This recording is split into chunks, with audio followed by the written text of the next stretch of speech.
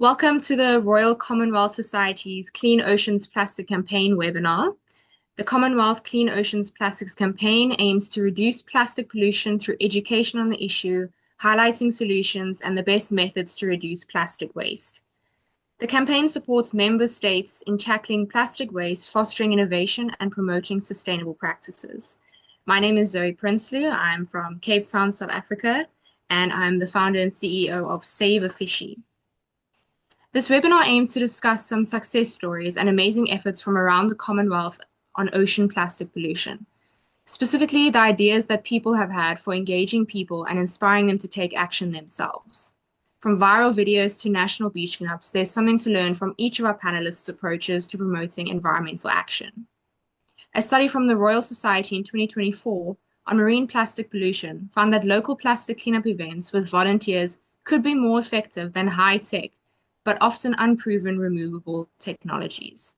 Today's panelists all share something in common with the organizations they work for. They all believe that plastic pollution is a problem and that people are a fantastic resource for rectifying the problem. We want to ask them about their stories, how they motivate and engage people, and what we can learn from their journeys as environmental organizations when trying to get engagement and increase participation. With that in mind, let's meet our panelists for today. We will start with Linus. I'm Linus Ayangwoh Embe, the CEO of Association for Community Awareness, ASCOA. ASCOA is a non-profit based in Cameroon, and plastic pollution is one of our focus area. We have been in this area since 2018. We have been working on marine debris and plastic pollution, and I will say that we actually have a journey, and we are getting towards the end of that journey when it comes to plastic pollution in Cameroon. And we have made a lot of success when it comes to this particular area. Our next panelist is Naude. Thank you. Thanks, Zoe, and thanks to the Royal Commonwealth Society for having me, for inviting us to be here today. My name is Naude from Ocean Conservation Namibia. We are based in Namibia, and our mandate hasn't always been plastic, but it has very much become that over time. So essentially we started as an animal rescue organization. In the last 6 years, we've caught over 5,000 seals, Cape Fur seals, that have been entangled in fishing nets, lines, plastic waste. And we realized that what we're doing is we're treating a symptom to a much bigger problem. We actually need to target waste. So over the years, we've been incredibly lucky in building a massive online social media reach. And at the end of the day, this reach is actually the videos we are posting of the seal rescues are just to get people in the door. Our actual mandate has become raising awareness on the impacts of plastic pollution. We see a lot of examples of plastic pollution on the beaches, but seeing what it can do to an animal makes it a lot more tangible. And we're delivering this message and then trying to raise awareness and find solutions along the way. Amazing work. Thank you. And then our final panelist is Joshuanette. Thank you very much for having me being a part of this panel. So my name is Joshuanette Francis. I am the founding president for the nonprofit Good Humans 268 Inc. Everything we do is designed to give individuals with disabilities jobs. And we have been heavily focused on recycling plastic since 2023. We have a student community service program, and in broad, it is designed to engage students from kindergarten 5 to fifth form 16 in volunteering, recycling, and reforestation. And we were successful in securing funding for the recycling aspect of the program. And we have just dived deep into plastic, and we recognize that it's bigger than any individual, any business. And what started as a little school project is now eco-communities, eco-businesses, eco-events. And we want to get legislation changed on island because plastic needs to be managed from the source. The problem that we have with plastic at this point is we generate a lot of it. And even water bottles, we drink from it for 5 minutes, the tops, and then it goes into the landfill and it stays there forever. So we need to find other solutions to plastic waste. But before we, like my colleague said, just keep putting the bandage on of doing the beach cleanups. We need heavy educational campaigns. So in the past few months, we've had multiple YouTube videos. We've been in the schools, and the idea is to get more people educated about the impacts of plastic. And from all of our different outreach campaigns, we should be able to give individuals with disabilities jobs.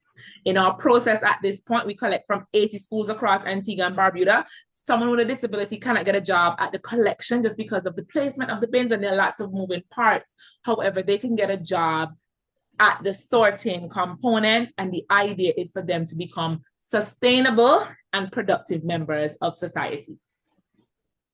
That is amazing. Wow, all such incredible work. It's an honor to even be on this panel with all of you. So thank you. Today, we are exploring how environmental organizations build visibility, engage communities, and turn attention into long-term action. Our panelists work in very different contexts, but all have succeeded in mobilizing people at scale.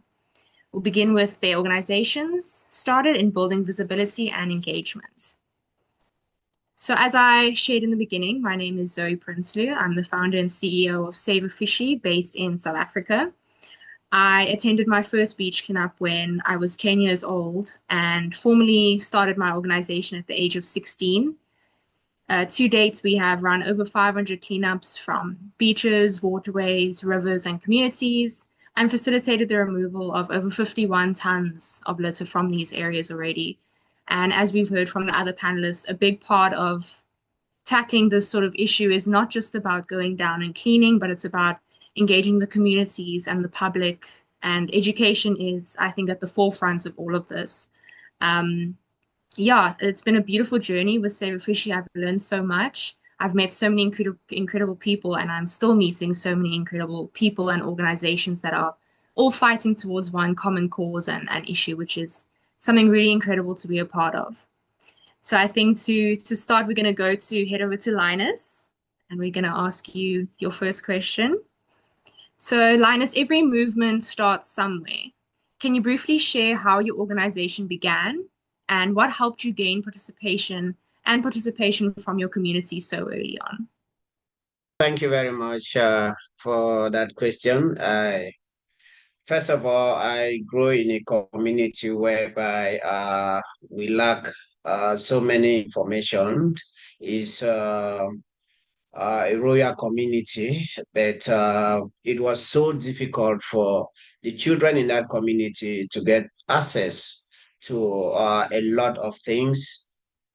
So in the course of my stay in that community, my growth in that community, I start looking for means on how to get myself, first of all, myself to expose myself in a lot of things. And it come to a point whereby I noticed that this community, it just have maybe if you are not rich, you cannot actually get access to a lot of things. And also the way some vulnerable children and homeless children in the community were having issues. And even I myself, I want to believe that when I was 10 years old to 16, I started looking for money myself to take care of my school fees. That is how I struggled to put myself where I am. And at one point, I was schooling, and also I had a barbing shop.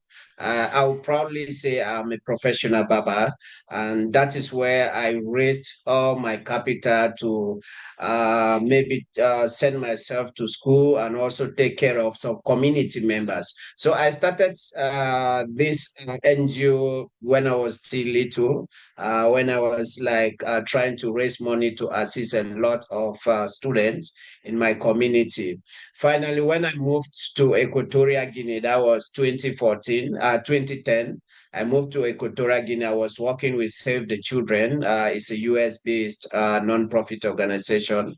I was working with them for almost 2 years, and during that time, I was a volunteer. I was trying to bring children together in Equatorial Guinea and assist them using my personal finance and to see how I can actually really assist these children. So at one point, it was difficult for me since I was a stranger in Equatorial Guinea. A lot of things I could not actually really go about it. So 2014, I moved back to Cameroon, my homeland, and I started ASCOA, this organization, which we started in 2014. And since 2014, we have been working to support communities in Cameroon.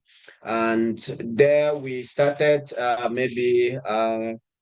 recruiting volunteers. We carry out activities related to community. Then 2018, we connect with Ocean Conservancy, based in the US, and they introduced the beach cleanup idea to us. And we started the beach cleanup idea. And since 2018, we have been able to mobilize close to 8,000 volunteers in Cameroon. Just like our last cleanup was on Saturday, which was Cameroon Beach Cleanup Day. And we actually, the way we coordinate our cleanup, we segregate the waste, we document the waste, we make sure we send the data to Ocean Conservancy, and also we share the data with the government of Cameroon for policy making. So we have been in this marine debris and plastic pollution since 2018. And we have created a lot of impact in Cameroon. We also organize workshops, and we visit schools to educate students on the importance of marine debris and plastic pollution. I think it was last 2 years, we presented a report with the Minister of Environment in Cameroon, and he was like, oh, so something like this is happening in Cameroon, and I'm not aware. So he finally said, ASCOA, we are going to make this a national day. So we started with the idea of Cameroon Beach Cleanup Day in 2022. And last Saturday, it was amazing in the coastal cities in Cameroon. I'm talking of Kribi, Douala, and Limbe. We have a lot of participants that participated in this event. And we also have some branch of UN that was also there. They traveled from Yaoundé to Douala, also participate in this event. So we one of the strategy that we use in order to motivate volunteers is that we try to organize trainings. We train coordinators on how to coordinate beach cleanup. And also we encourage volunteers to make sure each of our events, we issue them certificates, which also motivate them to always participate. And we organize TV and radio talks on the importance of marine debris and plastic pollution. And one other strategy that we use, we also organize a training with journalists all over Cameroon. I think we selected 20 journalists. We educate them on marine debris and plastic pollution, and they take this information back to their TV and radio stations. Since then, they have been advocating when it comes to plastic pollution and marine debris in Cameroon. So I think we try to use this strategy in order to bring the youth. Then the University of Boya, the environmental student, we create a hub with the environmental student of the University of Buea. So each time we have activity related environment, they are always there to also participate. So these are some of the strategy that we use in order to bring the youth together and also get them involved when it comes to marine debris and plastic pollution in Cameroon. I think with my experience also, because I am advisory council member of Ocean Conservancy. I'm representing Central Africa. And also I am the CEO of Global Waste Cleaning Network. I started that organization based in UK. I started that organization in 2020 during the COVID. I was able to bring a lot of persons together out of Cameroon. So we started this organization. Is a network, environmental network that brings together companies, institutions, and organizations together and educate them on the importance of environment. So I think what I believe is collaboration. Also, this is one of the key aspects to collaborate. That is what we have been doing. That has helped us because we cannot do it without collaboration. So we collaborate with other organizations, and we have a network of about 30 non-profit organizations in Cameroon, which we share them information related marine debris and plastic pollution. Okay, that's amazing. I can see definitely have a lot of experience in mobilizing the community and the public around, which is amazing because not of everything applies in every different area. So that's great to hear. Well done. Our next question is for Joshuanette. So your work with schools has embedded environmental education into daily life. Why are schools such a powerful entry point for long-term engagement? And was this always a part of your work? I'll answer the end of the question before the front. Our program was definitely designed by students. I have been an educator for the last 10 years, and our student community service program, holistically recycling, volunteering, and reforestation, is designed because of my port farmers at the time. I find that students were somewhat out of touch with the environment, and they seem to just live in this bubble of social media where they don't really understand that things are not always instant and there is need for empathy. Since we started, our initial idea was for them to just recycle 50 items for the entire school year, a target of 850,000 items every year. And we've literally magnified that times 100 because we recognize 50 items for a whole school year is too small. So the idea now is for them to literally recycle up to 50 items every month. And we've moved from schools to businesses and events because what we recognize is the problem isn't the cleanups, because we have lots of cleanups on island. We have organizations that are completely dedicated and all that they focus on are the beach cleanups. The issue is, why do we keep having to have these cleanups? And that is a lack of education, lack of sensitization. And the reality is we live in a society where people are overwhelmed. I've been an educator for 10 years, and for 4 years out of that 10 years, I had a second job. And I like to say to individuals, I clocked into one job, clocked out, and went to the second, and recycling and reforestation and all of these things were never a part of my daily train of thought. So when we were designing the program, the idea is to get it to become a norm for individuals. So what we need are, just like my other panelists, are TV interviews, newspaper articles. We need to be in the schools. We need to be everywhere and silently infiltrate the market of all of the crazy that's happening, because we know social media is so powerful now, and outside of social media, on the ground, there's so much happening. We need to ensure that the younger generation, I don't think the older generation is completely doomed. However, if I had $10, I would spend 9 on youth and 1 on the older generation, just because the younger generation is the future. They can possibly influence the older generation, but we need to ensure that we harness their energy, their train of thought, and let them know the world belongs to them.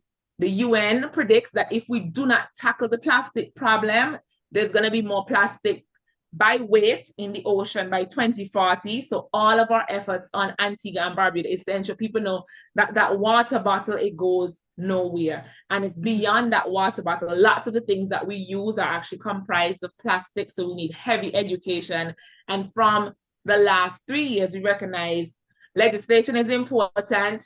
And we're now trying to do research to influence legislation change, influence change in the curriculum, because the future is very delicate at this point if we do not have action.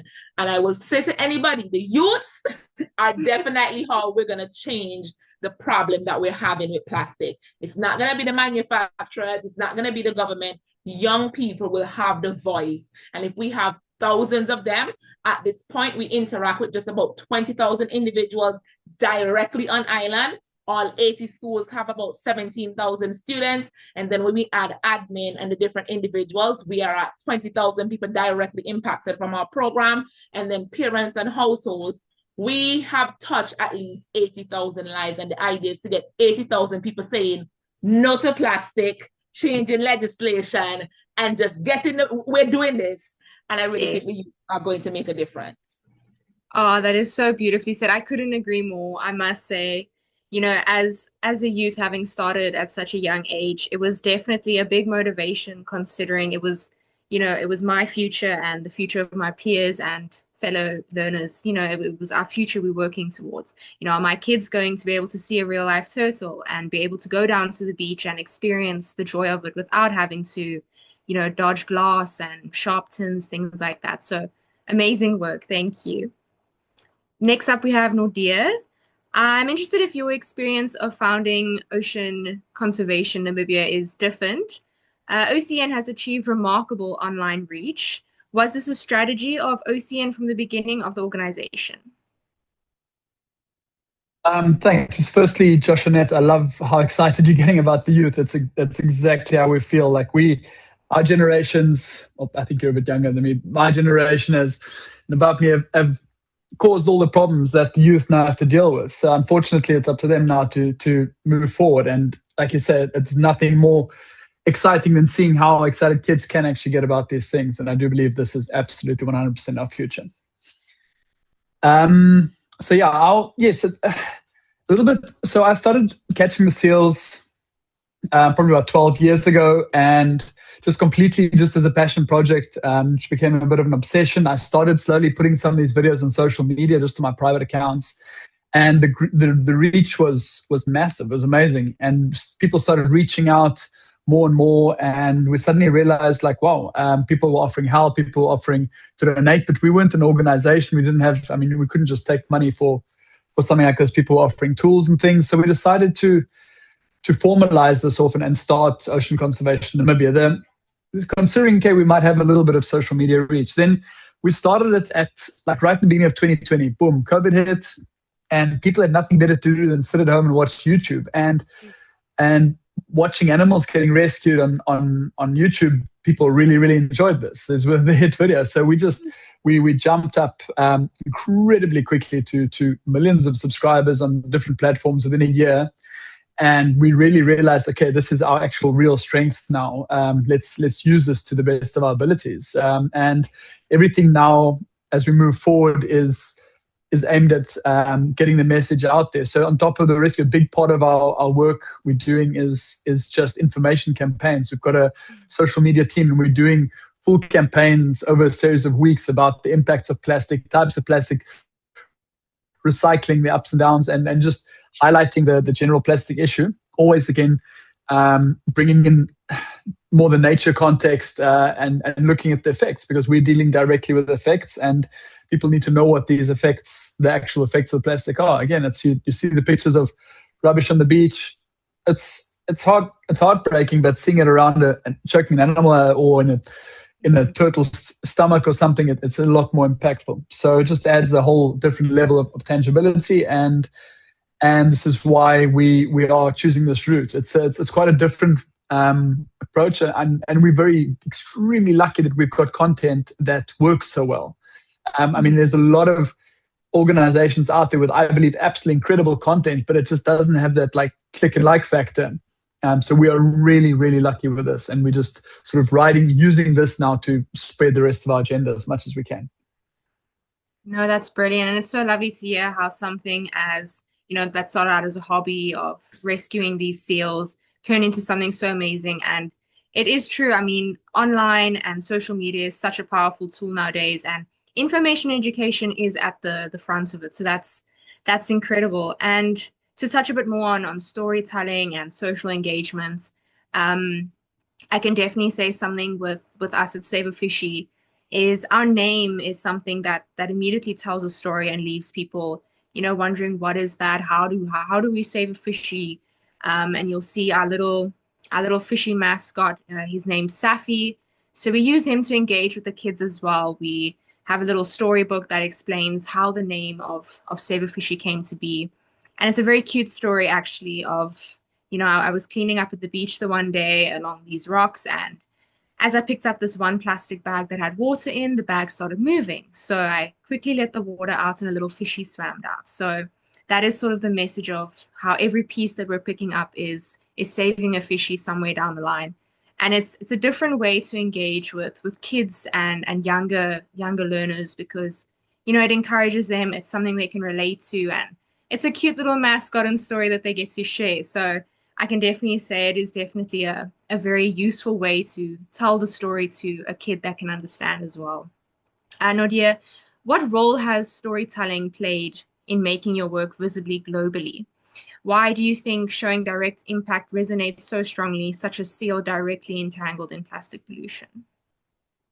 So, well, basically, each of our rescue videos is essentially a story being told, a story of this unnecessary suffering from these animals due to usually absolute human negligence. And no, it definitely plays a massive role. This is how we are getting our message across there. This is how people know us and look into us. And then once people start seeing this more and more, then they look a bit deeper and ask the question, okay, but why is this problem happening? And then more importantly, asking, what can I do as an individual to change this?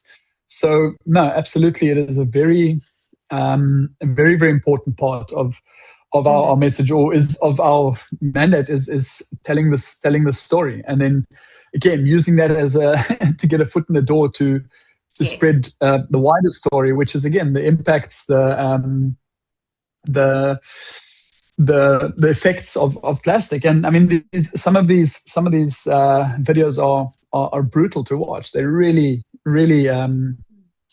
like, these animals are really cut. It's quite graphic. But again, it just shows the reality of the situation. Some of them are really cool. The little seal will turn around and almost look like he's saying thank you as he runs off, and it's really heartwarming. But the reality of it is, and that's also why, I mean, we're posting a video every single day, which is quite uncommon for an organization like this. Is because we've got thousands of videos, but also to show this problem is an everyday problem. It's not something that just goes away. We're not doing like a once a week special rescue. No, it's a constant problem.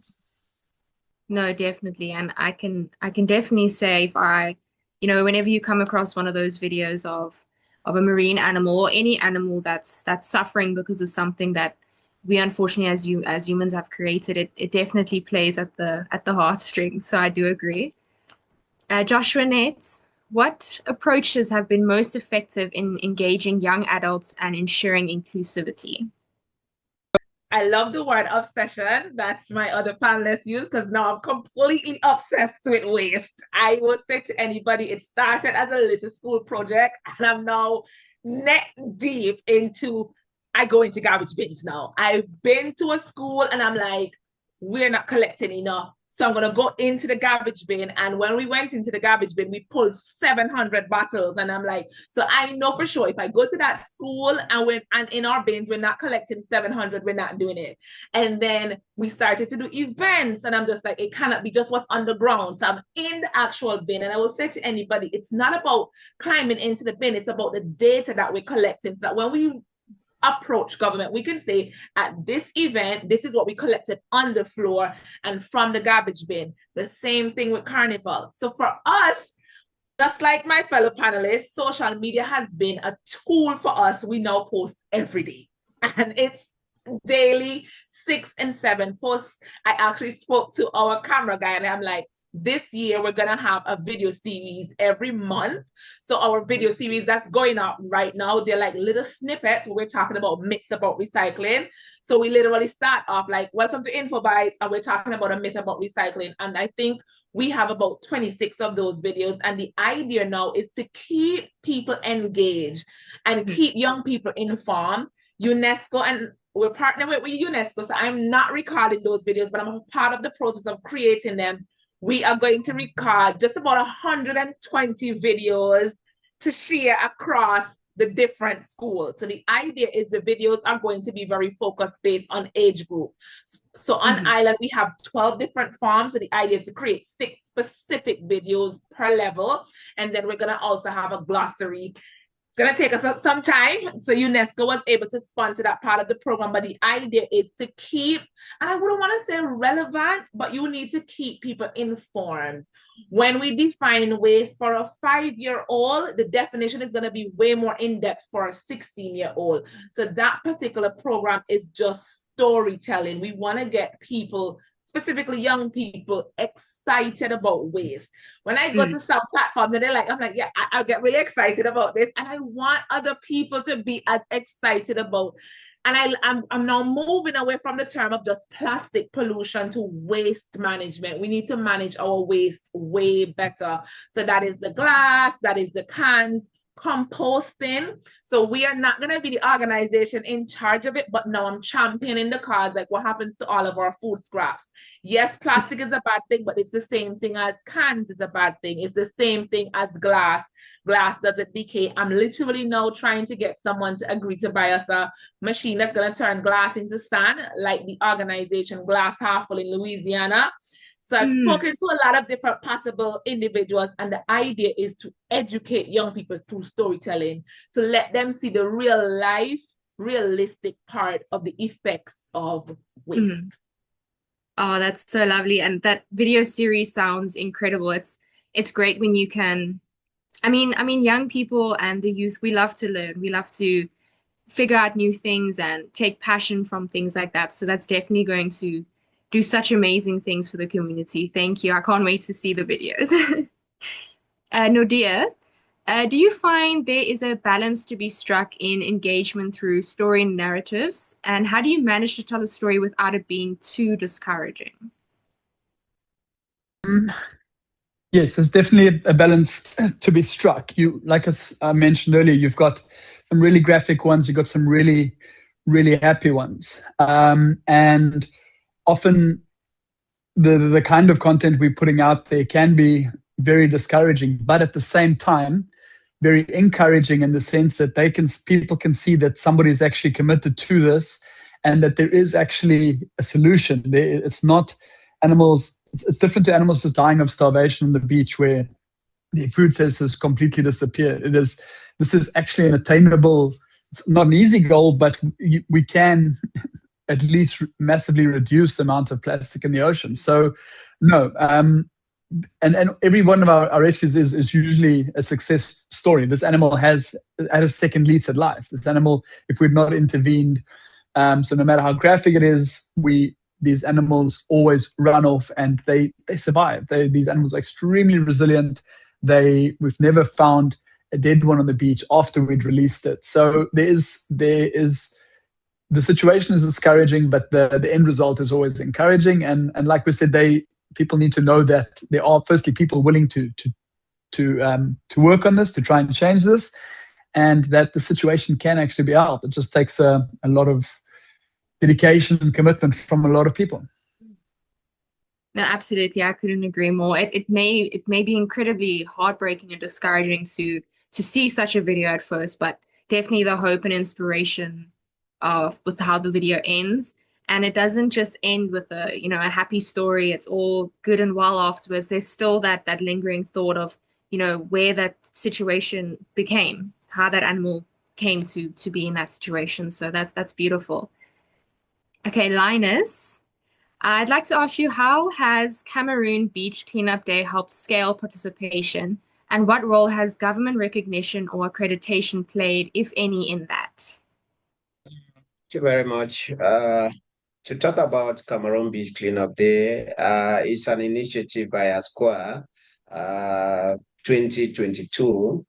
We came up with the initiative, and the main reason is to mobilize community members, also to educate community members, and create a forum whereby each year we can go to the coastline and show love to the ocean and the coastline. So this initiative started since 2022.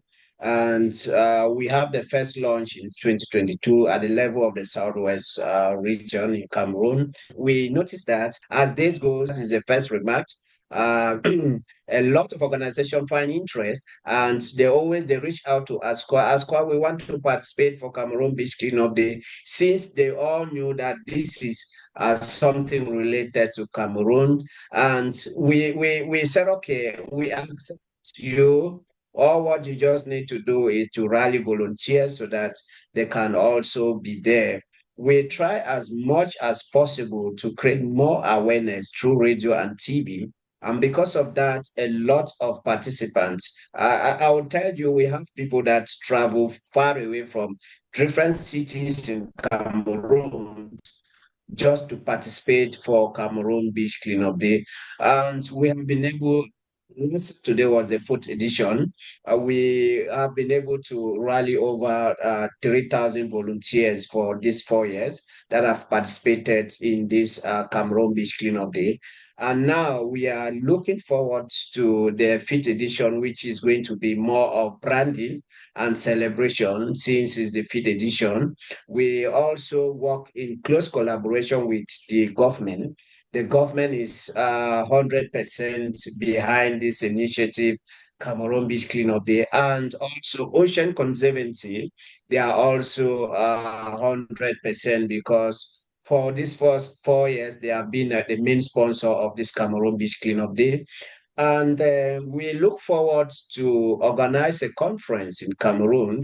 And the conference, we expect participants from other African countries and any other part of the world.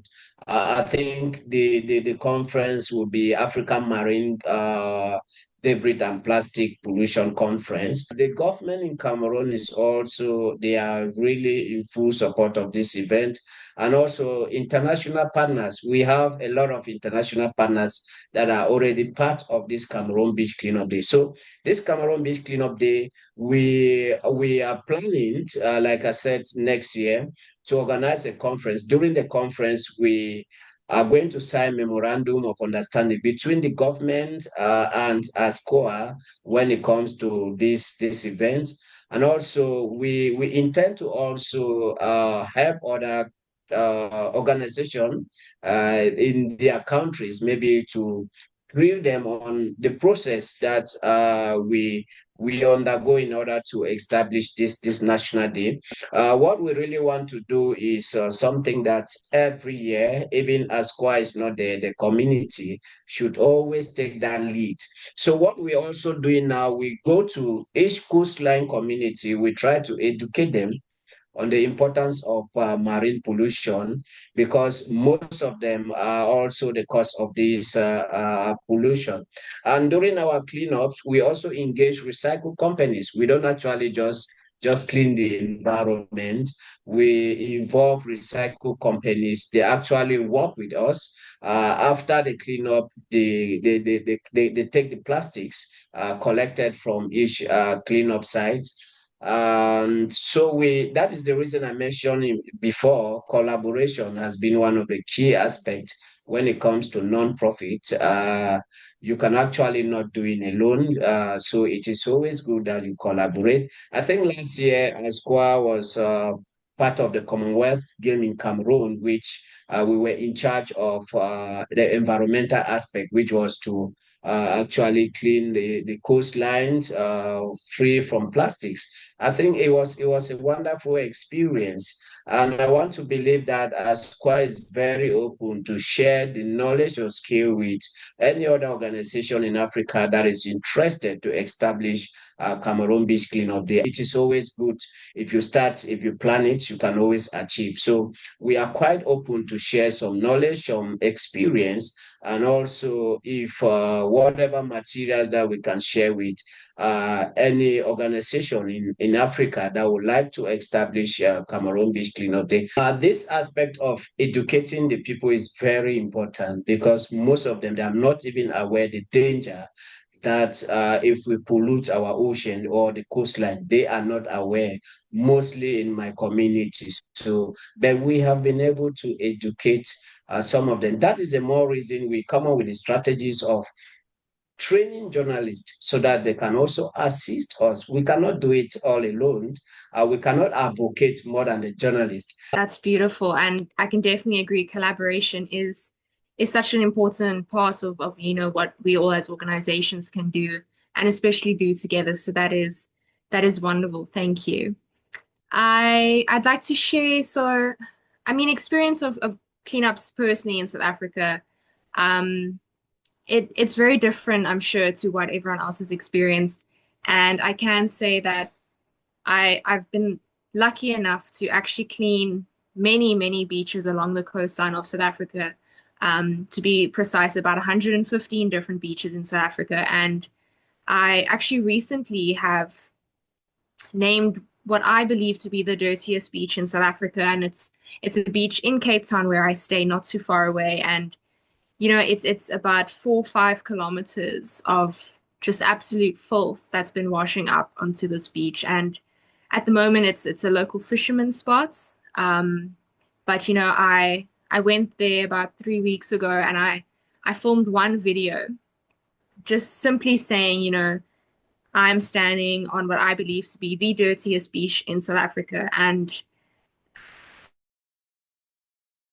I mean, the way the community and the public have taken that video has been incredible. I mean, we've gotten so much enthusiasm from the community to clean, and I think it really does come down to a situation of where people living in our towns and in our cities aren't always aware of what's going on in their city and in their town, and most especially in their oceans. So I think it's super important with what all we're doing is to sustain that momentum and to keep scaling, keep engaging as many people as possible. And as we go on through our organization, we find new and different ways to do that.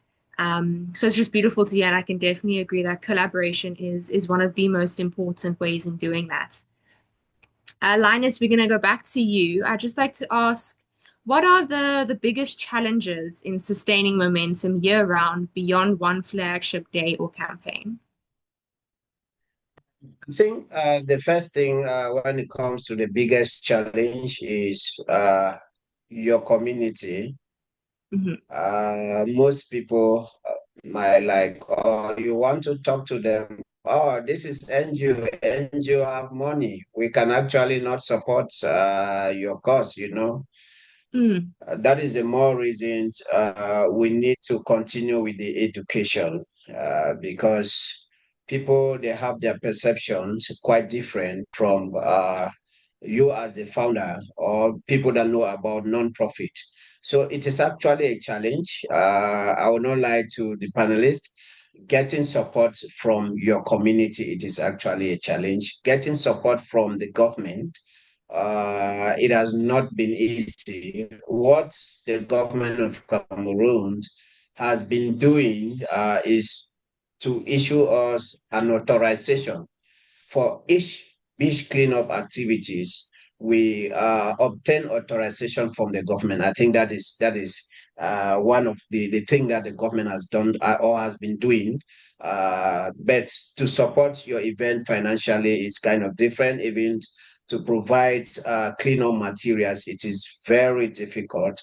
So it is one of the challenge, and even maybe companies within your community, if you don't have the name, they actually will not see the need to support you. They are looking for people with name already before they can support. So it is also a challenge. Secondly, the other challenge we face, I think, is a problem is key staff. If you don't have key staff in your team, it is going to actually pull you down for so many things. If you have key staff, I think you don't have a problem when it comes to fundraising because this key staff can always seek for fund. They have the skill whereby they can always do this. So it is really a challenge when you don't have the right people on board that can actually pull your vision. Secondly, the other challenge is for your collaboration with other organizations for them to actually understand where you are coming and where you are going, the vision that you have when it comes to a particular cause like plastic pollution or marine debris. Amazing. No, I can understand those challenges, especially managing to keep and build that momentum throughout the year. And with staff, I mean, being from a small team myself, I can understand when you don't have all the right people with that same passion and drive as you do, it can be very difficult to push something throughout the year as it needs to be. But I can see you definitely are pushing strong. That's incredible. Joshuanette, can you share about your plans for a central recycling and community hub and how inclusivity has built that into the long-term vision and scale? I feel like all of the panelists, although we're so far, we're so connected in the work that we're doing and the concept of even the key word of partnership and sustainability and funding.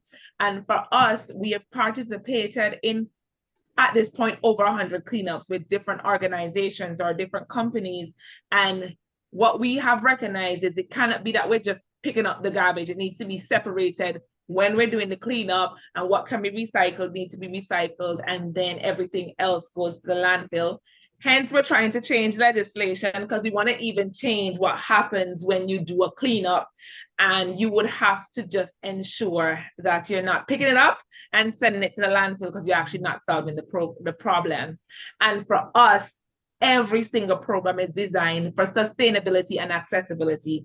Individuals with disabilities, we're grateful for the handouts, but we need jobs.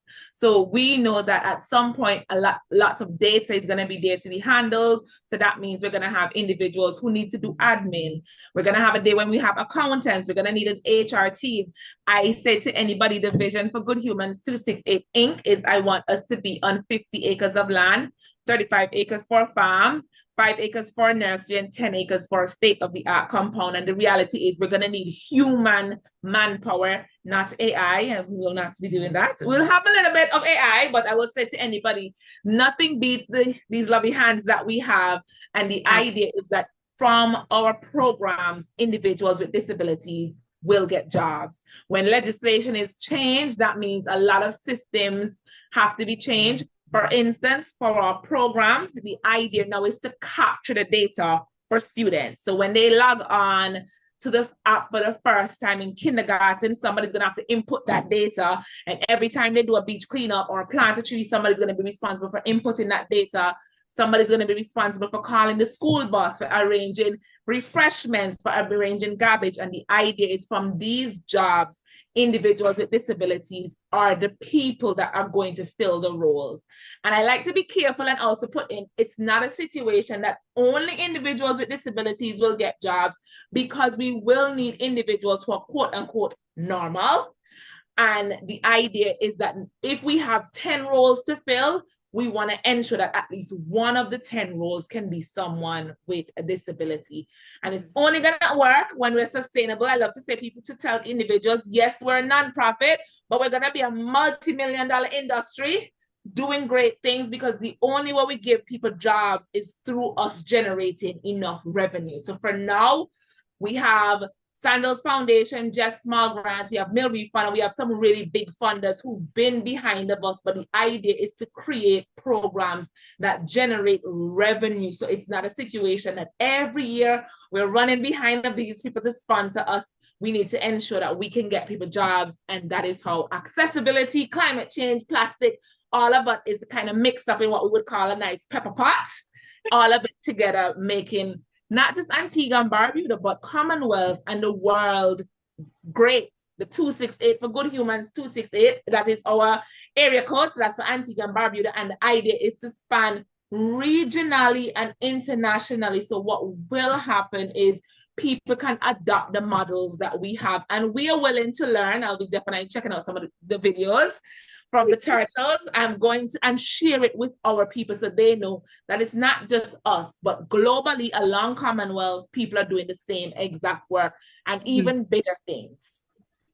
That's beautiful. And it's so important and so amazing that you've managed to incorporate not only, coming together and doing what we need to for our planet, but providing those that are struggling to find, jobs and job creation. It's such an important two things to bring together. So I'm very happy to to come and visit your 50 acres of land one day. Okay, so Naude, we'd like to ask you, what advice would you give an environmental organization wishing to increase its digital momentum sustainably? So the first thing is, like, honestly, film everything. Like, you'll see on all my videos, I've always got a GoPro in my mouth. I've made a habit of that. And in the beginning, you really you feel like an idiot doing this, and people might criticize it, but you never know what you're going to miss. And also, a really important thing is like the authenticity of it. Like, we've had some really fancy editing teams coming and making these beautifully groomed videos for us, and those videos always tank out completely. People want to see authenticity. They want to hear, like, it must be shaky. It must be, it must look like it's like, it must make you feel like you're right there. It's honestly what it boils down to. Even like pretty much any organization coming from the right angle does have the ability to find something worth sharing and that people want to see. A beach cleanup in Cameroon, like a picture or video of a mountain of rubbish afterwards will honestly have an impact, especially with people standing around it. If you can have a video story on the islands of the kids that have recycled, just bringing in their opinions, bringing in and showing their excitement. People want to see these things. So just film everything, put it out there, and then just watch what's working. And it's a weird thing that as a conservation organization, we're so, and at the same time, this is the world we're living in now, and this is how people get their message across. So the conservation, the activist movement should not fall behind in this. Absolutely, I couldn't agree more. Social media is a powerful tool, and we need to learn how to use it best to our organization's ability, for sure. Joshuanette, your work operates in a smaller nation than our other panelists here today, and I wonder what your advice would be to someone wishing to do environmental work in another Commonwealth country that is perhaps smaller or more resource constrained. Advice would be just start. When we started our program, we started at the All Saints Secondary School, 1 school, 4 bins, and we are now at 80 schools, over 500 bins. When we started, I was a teacher at All Saints Secondary School. Our population for the school ranges between about 600 students. We're one of the bigger secondary schools on island, and we're now dealing with 17,000 students. When we started, we went through the process of trying to get registered for a nonprofit in 2022, and we were not officially registered until 2023. And we applied for our first funding even before we were officially registered as a nonprofit, because it was just about, this idea is a great idea and we just need to start.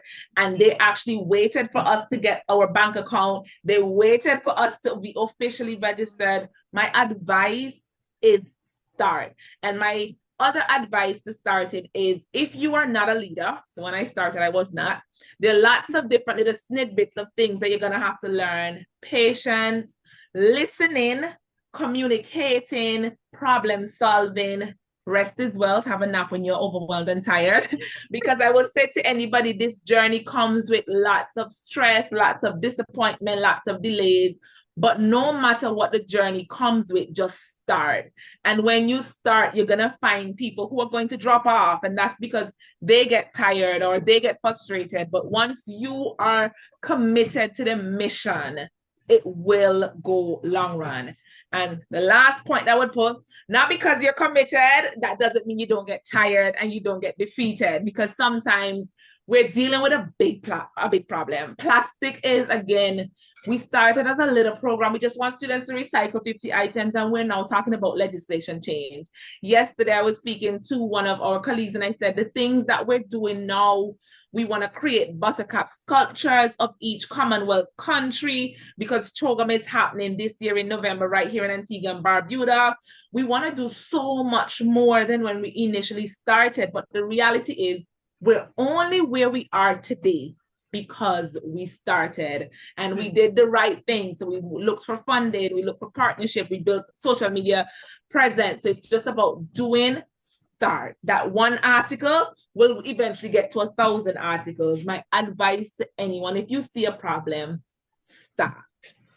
Oh, that's so beautiful. And it's true. It really is true. I mean, I think about how many people find and notice an issue or a gap somewhere that's needing addressing and are too scared to start and don't know where to start. So I also hope that, with us sharing all of our stories and sharing, as much as it is difficult and there are always going to be challenges, I feel it is so much more rewarding. And when you get to meet fellow people such as yourselves who are fighting towards the same cause and the same issue, it's really empowering, and it really is something that I'm so grateful to be a part of. So I can definitely say it's been a beautiful journey, and I'm sure both of you, all three of you, can agree that it's truly been a beautiful journey, and we're all very glad that we took that leap and started. So okay, so Naude, in one sentence, what is the key message you want viewers to leave with today? Everybody has a potential to impact massive change. That one little piece of plastic that you carelessly throw away can have a massive negative effect on animals' life. We need to remember this. Beautiful. Thank you. Thank you so much. Linus, do you have anything you want to add on? You've also started such a long time ago, so aren't you so glad that you took that leap? I want to believe that the first thing is the passion for what you are doing. Once you have that passion, no matter the challenges, no matter the delay, you are going to push on. Like she said, my panelist said, a lot of people will come, they will see the passion, and after a period of time, they will get tired. Mm-hmm. They will even want to pull you down. But if you have that passion, you need to keep going. You don't look at money, because some people go to NGO, non-profit, like, hey, non-profit has money, let me go in. But if you have that passion, you will definitely reach your turning point. So I want to believe that the first thing when it comes to like Zoe, she started when she was still young. So if you look at her story, you will notice that the passion is there. I think that passion, once that passion is there, trust me, you are going to succeed. Trust me, people will listen to you. If they don't listen to you now, you keep doing it. After a period of time, they will definitely listen to you. And also, I want to encourage partnership and collaboration. That is one of the key aspects. So I think these are the most key things to me that we need to put in mind. We need to know that collaboration, partnership helps to build your organization. So that is what I have to say. Thank you. Oh, that's beautiful. Thank you. Thank you, Linus. Thank you, Joshuanette and Naude. I definitely think the general consensus we can take from everything is that passion drives, and passion has definitely driven each of us to creating and running such beautiful organizations that are doing such incredible work. I would like to encourage attendees to start or join local cleanups and education initiatives, and keep an eye on the Commonwealth sustainability programs and campaigns. And thank you so much to our amazing panelists for giving up your time and sharing such beautiful stories and work. And from a fellow founder and CEO to others, just amazing work. And thank you for everything you're doing for the planet. It is so vital and important, and I'm sure all our viewers can definitely agree with us.